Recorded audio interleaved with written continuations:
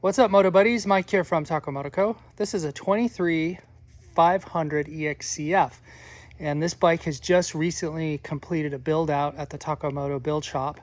And this rider took advantage of our program where we build out new bikes, and the riders get a chance to talk to RTW Paul and then line out the initial spec of the bike. They go through a process where they choose all the parts and components that they want, all the upgrades and features that they want to adapt into the new machine, and then these bikes get run through the shop, and then on the other end comes something that is completely ready for the rider to go out and experience whatever adventure it was that they had designed this machine to do. And this rider happens to be part of a father and son team, and their plan is to take these bikes. There's another one too that they're doing, and have them be set up for like BDR type rides, overlanding, that sort of thing. And they're going to do some of the finishing themselves, so they wanted us to complete the maybe more of the challenging stuff, the harder stuff. And so we've tackled that. And then there's some things like tires. You'll notice that they still have the TKC 80 stock tires on there, and they're going to do some riding and burn those tires out, and then continue to upfit and add to the bikes at their own pace as they ride and experience these things. So this is just that first initial run through in the shop so that they could get the majority of that done, maybe like that more complicated stuff. And so it's interesting that they chose a 23 right now. This is April 2024, and the 24 models are flowing and going, and they're readily available, but they opted to do a 23, and there's a couple reasons why this made sense in this instance. First, I think they were able to get a pretty good deal on this bike. They found a holdover, and that meant that they got a good aggressive price on it. The other thing is the aftermarket support for the previous generation bike, the 2323, is 100%. It's fully realized, and there's really nothing that has any availability pressure on it at all. And so this bike was able to get in and out of the shop in just a few days. We had everything in stock for it. And if you, like me or others, have experience doing a complete build out on a 2024, you know that availability has been an issue. There are things that in some instances don't even exist yet. The aftermarket hasn't even had a chance to properly sort out a solution. And in other instances, because of availability, meaning that the manufacturers need to spool up and allocate resources to manufacturing those new items, there's just been some inavailability for some things. So when this rider decided to opt for a 23, in this instance, I think they made the right call because they did have some time pressures. And like I said, because of all the availability of these parts, we got this bike in and out in just a few days. And so your decision to do a 23 versus a new gen 24 may come down to that. It may also come down to the fact that and some riders will say the 24 being the first release of the new model in cars anyway. You'll have people say that then never buy the first year. Well, that is true, and I don't disagree with some of that logic. As far as the enduro bikes go, that would be a Headlight bike in the 24 model. That model's already a year and a half old on that chassis. That means that the first release of that new chassis was in 22 and a half with the factory edition works bike, and the 23 was the first full release of that motocross bike, and then 24 now with the enduro Headlight bike. So it's already a year and a half old, so it's not exactly a brand new bike now, is it? It does have a year and a half of production history already behind it, but I do understand what people mean when they say that. And then this would be the last year of the previous generation, and so that thought carries forward and says, well, that's the best to get, is the last year of the old gen, because any and all of the kinks and issues have been worked out. So that's some of the thinking that went behind the selection of this specific bike. Let's hit some of the things that they did to it, and just cover a few things. So we talked about the tires already, TKC 80s. Now we've upgraded them. Now these bikes don't come with the rim locks already installed, and so we've got Warp 9 rim locks on there, and then they opted for tubes. They have Motoz ultra heavy duty tubes in here, and that's why you see a valve stem. Typically we're going to run Moose, but because these tires are going to come off once they get some wear on them, they're going to swap them out and they'll go with, they might keep the tubes or go with something else. And there's a tube tip when installing tubes. The ideal situation is to use some stands or slime or some type of sealant, puncture sealant in the tubes themselves. And then we also advocate for greasing the tube with silicone lube, and that could be like the mousse lube that comes with the mousse. You can order that separately, or silicone oil or silicone grease, and that can and does prevent pinch flats, and then contributes to the durability and longevity of the tube itself. So that's covering that. Now, they left the suspension stock. This bike had some budgetary constraints, and so they didn't quite hit all of the things I think they may have otherwise wanted to. And so one of the things that they decided to opt for was to keep stock. Now they're within the stock range of the springs, and so that worked out in their favor. And with the exception of some hard chargers, and there's some riders who will quickly push past the stock valving, and these riders I think are not going to be tripping the light quite to 10. So that worked out for them. Up here you see the Ruby R7 headlight, and this has got the optional yellow tint lens, and that's for dusty conditions, and that is an optional thing, and that's been installed in there, and a rider can put that on and take it off as needed. And then it's got the kickouts. These are moto minded.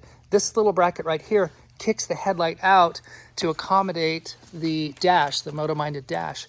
And this little device right here lets you have a cell phone charger right here, turn signal indicator. Now this on and off switch right now is controlling the cell phone charger, but you could easily cross adapt this switch to any other use, and then the key is relocated there. And so to kick the headlight out, the mask out just a little bit, these brackets are included with the kit, and that does a great job giving you some electrical accessories, as well as because, just another quick thought, because this headlight is so adjustable with the moto-minded solution, you get a lot of easy to adjust adaptability there. And so with the light kicked out, you can just change the angle of attack on that headlight quite easily by reaching over, unlike the stock OEM light that you had to loosen some screws. So staying up here on the bar area, highway dirt bikes, and then a Scott stabilizer. This all works together with the BRP undermount. And then the highway dirt bikes clamps here to the top, and so that is a great, really streamlined solution as far as cockpit mounting and handlebar setup goes. And if you're familiar with the highway dirt bike system, they're incredibly stout, very robust, really probably the most hardcore and heavy-duty bar solution out there. I really like the little dip in here. That encourages, if you do have a get off, your hands are able to come up and over. Cycra, also ProBend, has a very similar setup configuration. And this is a great solution. And then it's got the big bar end. And so this big bolt is tapped into the end of the bars, and it's absolutely bomb-proof. You end up with something that's of utmost strength and reliability. And then the mirrors come in and out here, and they snuggle right in and land inside of this little cavity. And so that makes hiding the mirrors away really easy and really cool. And then OD Rogue grips here, nice and squishy, cushy. And then we've upgraded their start-stop switch. That on the enduro bikes, it was formerly a 3-position switch, and it was a little hinky. And this new Taco Moto switch here gives you very, very easy to press buttons. And that's especially important, this switch, on the 24 bikes that have a very difficult to press button situation. Over here, we've got the Taco Moto left-hand master control switch. That gives you the off. The key here is it gives you the off function. The stock headlight switch does not. And so if you're in a situation where you need to conserve battery power and you need to just dump your headlight and turn it off, you can't do that on the stock switch, but you can on ours. It's also incredibly thin, and then thin in the back too, and so you don't end up with stock clutch lever interference, and especially with aftermarket switch levers, or clutch levers rather, and then the Get ECU system. Looking at the tank, they have the Acerbis. This is the middle size tank, so if the stock is small, this is the middle Acerbis tank, and then they have one larger, and then IMS has a 4.5 gallon. So lots and lots of availability of gas tanks in this model range, and we went with our side vent, and that allows, so you put a plug here, and that allows tank venting, but then it gives you the option and flexibility to put a tank bag onto that if you wanted to do that. Gorgeous P3 heat shield, and this is the max. And the advantage of running this is it lets you pull coverage all the way here to the back to the frame. If you've ever burned through some expensive ride pants because there's a little gap in some other shields where your pants will happen to get in there and burn on this, you're absolutely prevented by having a P3 on there. Taco Moto on the oil filter cover or oil cap cover, and this is billet. It's not plastic like the OEM, and it lets you, because it's so thin, you can pull that out and underneath that shield quite easily. Molecule on the skid plate. Samco hoses. This is a full upgrade kit, and then we recommend, and always keep the thermostat on our bikes, and absolutely advocate for and recommend thermostat. There's a big myth out there that removing your thermostat gives you cooling benefit, and while you may get a couple of degrees in the most extreme situations, the downside is your bike runs under temped, and that has a whole set of consequences and side effects in and of itself. And so there's almost the population of riders out there who really truly do benefit from removing the thermostat is absolutely minuscule, and we don't do it. This is the Enduro, not the Enduro, but these radiator guards. These are the Emperor Racing, and if you follow us, you know that we run these on all our bikes, recommend them above every other radiator guard product out there. There's a few exceptions where a different guard makes more sense, but again, those are minimal. For the vast majority of riders out there, this is the right radiator guard to run, and it has full under coverage, full side coverage. These are true radiator guards, where others may be really more correctly called stick guards. These are true radiator guards and do an absolute stunning job, and we put them on all our builds when someone asks us our opinion of the right radiator guard. It's those. Seat Concepts, tall. I think this is a taller rider, and this has a much thicker profile here, and that's the XL. This is the extra wide, and I like an extra wide seat. I run the XL, but standard comfort, so not the tall, just the standard. And then looking at the back end, you see that we have a shark fin back here, and this is the STR. The STR is our go-to choice because of the weight and the strength of it. It's the right balance between good protection and then weight. There are some that are overbuilt and overdesigned and weigh too much for almost every instance, and so this is the one that we use. Back here on the rear tires, same as the front, it's TKC 80, and there's a tube inside there and a Warp 9 rim lock, and we covered that same as on the front. Muffler's been upgraded to the Graves with the silent insert left in. That's the DB Killer, and this is a top choice muffler of ours because it has the right balance between low end smoothness, good first half end of the throttle is very controlled and manageable with a great low end feel, and then when you open up that power, it's there. And if you take out this insert, so removal of this insert means that you have a straight through pipe, and that is, so it's like a dual personality muffler, and you could pull that out, and now you're wide open if you're like supermoto, flat track, wide open desert riding. So there's two personalities in one in that muffler, and we really like it a lot. Back here in the rear end, we have the tidy tail mounted up with the Enduro plate, and this, the beauty of this is if you fall, if you have a rigid mounted plate, in many instances you'll either bend it, and in a worst case scenario you'll break it off. But this mounting solution is very clever. It has two very strong magnets on it that reorient it. So after you right your bike, your plate is going to just snap back into its location. And these have a great track record and do a good job, and we like these a lot. And then, like I mentioned, that tidy tail, this right here gives you turn, run, and brake all in one light, and it completely streamlines out the rear end of the bike, and you have all those functions now into one light itself. Looking on the other side, taking a quick look underneath the gas tank. So as we relocate the horn, we put it down here on the engine mount bracket. We have an accessory cable that lengthens the horn, and by doing that, you take it away from the radiator bracket. So you do two things. You eliminate the fussiness of trying to mount, put on and take off the horn, and then you just get a little more airflow. Now it's small, I acknowledge that, but it's not nothing, right? So anything you can do to get more airflow across the radiator in some circumstances makes a difference. We also have removed the stock turn signals and then put on our fork wraps, and that absolutely streamlines and cleans up the front end profile and look of the bike. Another thing that we do on a PDI bike pre-delivery is we make sure that this has high strength Loctite here on this bolt, and then we remove and Loctite this as well. These do not come with Loctite from the factory. This does, but this does not, and sometimes this has too little and this has none, and so that's a real important thing to do.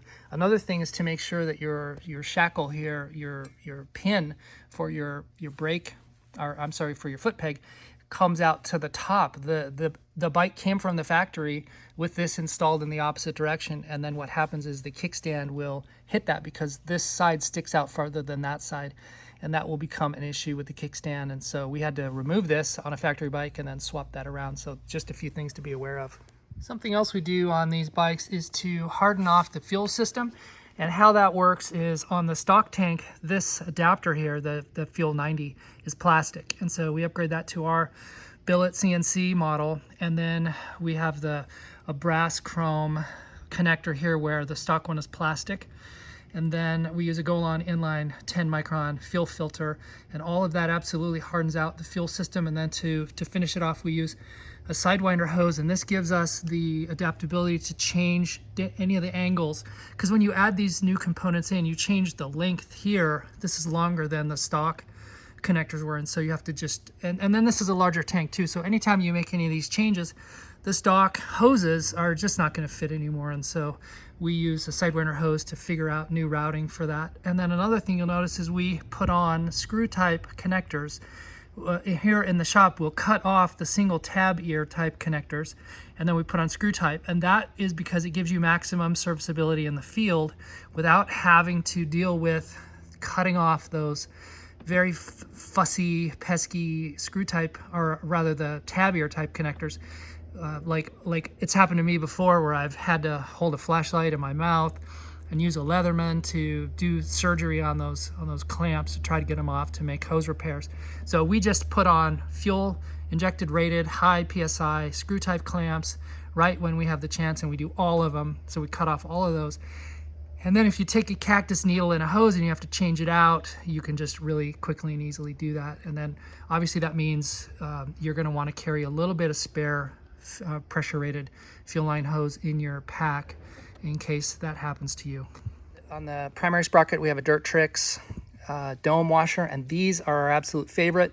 These are hardened steel. These are tool steel instead of a mild rolled steel like on the stock one, which tend to lose their spring and then can create some oil leaks there at the primary output shaft seal. So that's in our opinion kind of an essential upgrade. Here's another look at the other side of those Samco hoses. You can see how much thicker. If you take a look at your stock hoses and you just do a quick comparison between the two, you'll see that these are like 40% thicker, and they're just an absolute upgrade in every possible way. Let's take a quick look under the seat. We have the Get ECU system. We talked about that, and then we have some electrics here that we always do on our builds, and this, let me show you this here. This is a power management distribution system that we install, and here we have, it might be a little tough to see, but we have a power distribution block right here where our battery connection, we have a single battery connection, so we have just one set of wires. So instead of, maybe you've seen a battery that has 25 different things connected to it, and all these little sub-electrical systems are pulled off of that. So what we do is we streamline this, and we have one connection to the battery. We bring it down into here, and then we have this little distribution module, and then this is controlled by a relay. And so on the output side of this, we go and we power all the accessories, and we run a line up through here, and then behind the mask we have 2 power ports. We have one port that is constant hot, and so if you have accessories that you want to mount to your bars that are that you'd like to be 12 volt direct to the battery, then you have a power port up there for those. And then if you have accessories that you want to be switched hot, that means the engine is on, that power then turns on, you have that second set of ports. And so we give you those 2 power outlets up here at the front end behind the mask, and that's all the result of this module back there. The other thing we do is we provide an engine ground, and so we do that here on the chassis. We have a ground strap that goes to the engine, and then we have a second ground strap on this generation bike because of the subframe. Now there is a known flaw with the electrical system on everything pre-24. In 24 they completely revamped the way the battery works.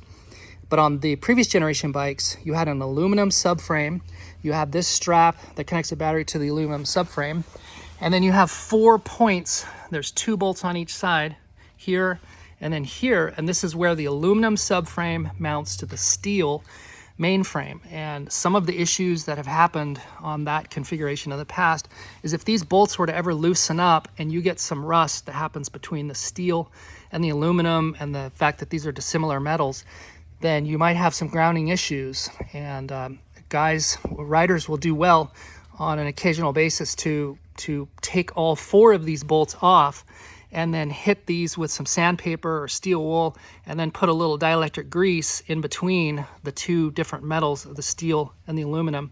Or if you're doing a new bike prep, that's not a bad idea either.